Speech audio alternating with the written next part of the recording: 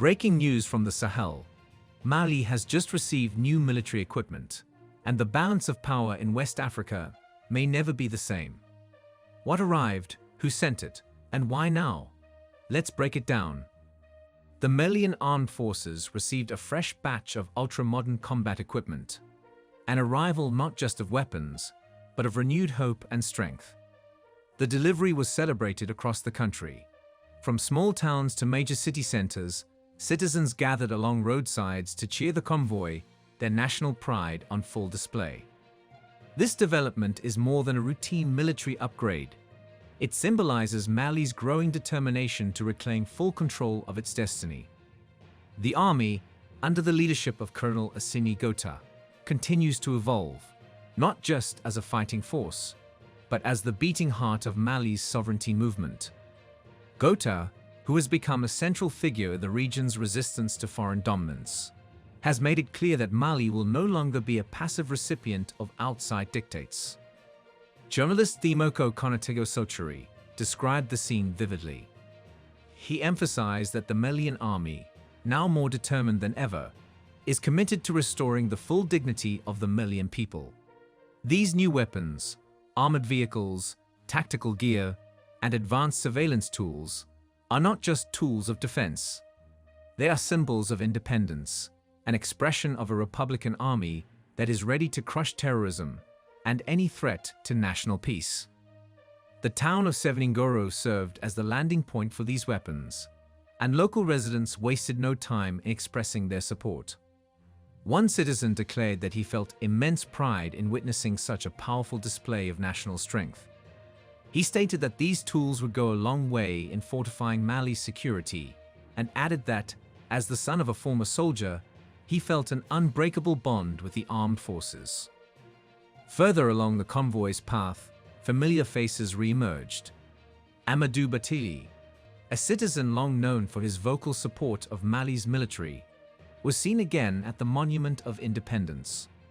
He had first welcomed the equipment in Seveningoro and then followed it into the capital, continuing to wave the Malian flag in support. For Batili and others, this was not merely a military occasion, it was a declaration of resistance and self-reliance. As the convoy passed through the historic Boulevard of Independence, citizens from all walks of life lined the streets to honor the defenders of Mali's freedom. The celebration was spontaneous, genuine, and full of nationalistic fervor. People chanted, waved flags, and saluted the soldiers, not just for their strength, but for their role in a much bigger struggle, the struggle for African sovereignty. Mali's renewed military posture is part of a broader movement sweeping across West Africa, where countries are no longer content with being silent observers in their own affairs. Under the leadership of Assimi Goïta, and with strong regional alliances forming, particularly with Captain Ibrahim Traoré of Burkina Faso, a new Pan-African spirit is taking root. Traoré, like Goïta, represents a new breed of African leadership, young, uncompromising, and committed to breaking the chains of neo-colonial control. Both leaders have openly challenged Western influence, expelled foreign troops, and redirected national resources toward internal development. They are not just military men. They are symbols of resistance, standing firm in defense of their nation's dignity. In recent years, Mali, Burkina Faso, and Niger, three neighboring countries in the heart of the Sahel, have made historic decisions to expel French military forces from their territories. These moves marked a dramatic break from decades of military cooperation, widely seen by many in the region as a symbol of lingering French neocolonial control. Public sentiment had increasingly turned against the French presence, with citizens questioning why insecurity only seemed to grow despite years of military operations like Operation Barkhane. Mali was the first to act decisively. Under the leadership of Colonel Assimi Goïta, the country terminated defense agreements with France in 2022 and demanded a full withdrawal of French troops. Burkina Faso, led by Captain Ibrahim Traoré, soon followed suit, ending military accords and expelling French forces in early 2023. Niger, after the 2023 coup that ousted President Bazoum, joined the wave, with the new military leadership demanding the departure of French forces and closing airspace to French military aircraft. These expulsions were not just tactical decisions. They were deeply symbolic acts of sovereignty, signaling the end of an era where foreign military bases dictated African security strategies. The move resonated widely across the continent, galvanizing a broader Pan-African consciousness. Add your voice to the total liberation of Africa by leaving a comment in the comments section below.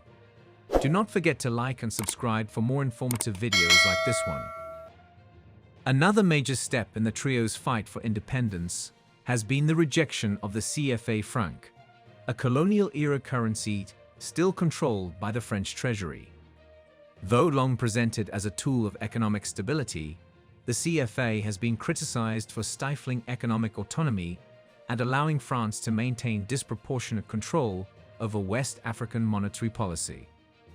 In a coordinated message of defiance, Mali, Burkina Faso, and Niger announced their intention to abandon the CFA and establish a new sovereign currency that reflects their national interests, not those of a former colonizer. This bold economic move represents a long-overdue shift toward financial independence. It aims to allow these countries to control their inflation, interest rates, and currency valuation, tools essential for real development. The decision to ditch the CFA isn't just about money. It's about breaking a cycle of dependency.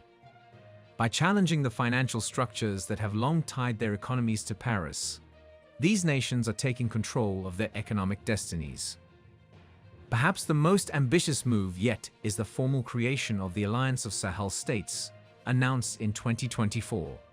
The union, comprising Mali, Burkina Faso, and Niger, aims to foster deeper political, economic, and military cooperation. It is an unprecedented alliance in modern African geopolitics, one built on shared values of sovereignty, self-determination, and mutual defense. This confederation signals a clear departure from Western-aligned blocs like ECOWAS, which these countries have increasingly viewed as compromised or ineffective. After ECOWAS imposed sanctions on them in response to military coups, the three Sahel nations responded by forging a stronger alliance among themselves, one rooted in trust, cultural affinity, and a common struggle against terrorism and foreign interference. The Confederation envisions integrated armed forces, harmonized foreign policies, and a shared economic agenda, including the development of a new currency. It also sends a powerful message to African youth that regional integration and true independence are not only possible but already underway. Together, these actions represent a radical shift away from the post-colonial order that has dominated West Africa for decades. By removing foreign troops, abandoning the CFA franc, and forming a sovereign confederation, Mali, Burkina Faso, and Niger are not just reacting to current crises. They are charting a new path for Africa. While these moves have drawn criticism from Western governments and institutions, they have been widely celebrated by citizens on the ground and by Pan-African thinkers across the continent. For many, this is not just a political realignment, it is the rebirth of African dignity. The Confederation's success will depend on strategic leadership, regional solidarity, and resilience in the face of external pressure. But one thing is clear: the Sahel is no longer just a battleground against terrorism. It is becoming the front line of Africa's struggle for genuine independence. In a stunning and unexpected financial achievement, the government of Burkina Faso announced it has cleared all outstanding internal debt. This includes unpaid government contracts, arrears to local suppliers, domestic loans, and other liabilities owed within the country. This move has stunned observers, especially considering the country's current political transition and regional instability. This development comes under the leadership of President Ibrahim Traoré, who has consistently emphasized self-reliance, sovereignty, and economic justice since coming to power. Clearing the internal debt was not just a technical financial decision, it was a powerful political statement. Since taking power, President Ibrahim Traoré of Burkina Faso has made it clear that defending the nation's sovereignty is non-negotiable. In a region destabilized by terrorism, foreign interference, and economic exploitation, Traoré has moved swiftly to strengthen the country's military capabilities. Under his leadership, Burkina Faso has purchased advanced military equipment, including armored vehicles, drones, communication systems, and heavy weaponry, from various non-Western allies, notably Russia and other emerging powers. These acquisitions are not symbolic. They are part of a concrete national defense strategy aimed at reclaiming territory from terrorist groups, reducing dependency on Western military aid, and empowering the country to defend itself without foreign boots on the ground. In the eyes of many Burkinabe citizens, Traoré's actions reflect bold leadership and genuine patriotism, breaking with a long-standing pattern where African nations outsource their security to former colonial powers. However, not everyone views Traoré's military purchases favorably. In a revealing and controversial statement, U.S. AFRICOM Commander General Michael Langley publicly accused Traoré of diverting the country's gold reserves to purchase weapons for his own protection. According to Langley, Traoré was stealing from the people under the guise of national defense, an accusation that sparked outrage across Africa and the diaspora. The U.S. claim reflects a deeper geopolitical anxiety, as Burkina Faso distances itself from Western influence and embraces independent military partnerships. Washington sees its strategic grip on West Africa slipping. Critics of Langley's statement argue that the accusation is politically motivated, aimed at undermining Traoré's legitimacy and painting him as a corrupt strongman, rather than acknowledging his populist appeal and sovereign stance. Inside Burkina Faso, however, Traoré enjoys growing support. There was mass protest in and out of Africa to support Traoré's efforts to regain Africa's sovereignty. Many citizens view the military build-up as long overdue, especially after years of ineffective foreign intervention that failed to secure the country from jihadist threats. Traoré's decision to buy weapons is seen not as self-protection, but as a fulfillment of his promise to restore security, dignity, and control to the people.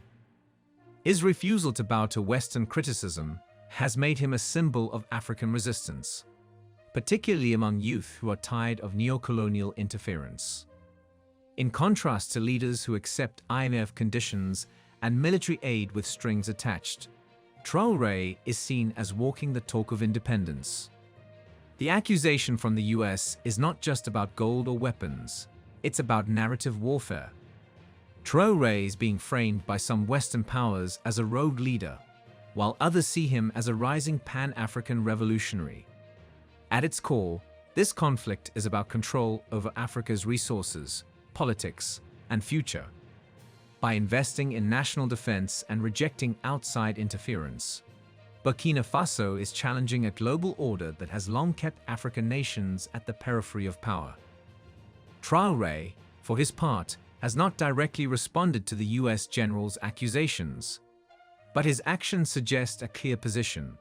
The era of foreign dictates is over, and Burkina Faso will define its own path forward, on its own terms. This strategic rearming of Mali's army is not an isolated act. It reflects a rising tide. Across the Sahel, nations are rejecting dependency. Instead of begging for protection, they are building it. Instead of outsourcing their future, they are owning it. The implications are continental. As Mali arms itself, it sends a message to both allies and adversaries. Africa is changing. With new alliances, shared visions, and mutual support, countries like Mali and Burkina Faso are reshaping what power looks like on the continent. Mali is no longer just fighting terrorism. It is fighting the legacy of subjugation. It is fighting for the right to stand tall, govern itself, and protect its people with its own strength. And with allies like Ibrahim Traoré echoing that same call from Ouagadougou, West Africa is stepping into a new chapter. So the question now is this: are we witnessing the birth of a new Pan-African alliance, led not from conference rooms, but from the ground, by leaders willing to defend their sovereignty with action? Only time will tell, but one thing is certain: the streets of Mali have already made their choice. Tell us what you think in the comments section below. We explore the rich history, culture, and the ongoing struggle for sovereignty in Africa. Join us in this important conversation by subscribing to our channel. By subscribing, you're not just staying informed, you're becoming part of a movement dedicated to reclaiming Africa's rightful place on the global stage. Hit that subscribe button and turn on notifications so you never miss an episode. Let's work together to spread knowledge and inspire change. Thanks for watching.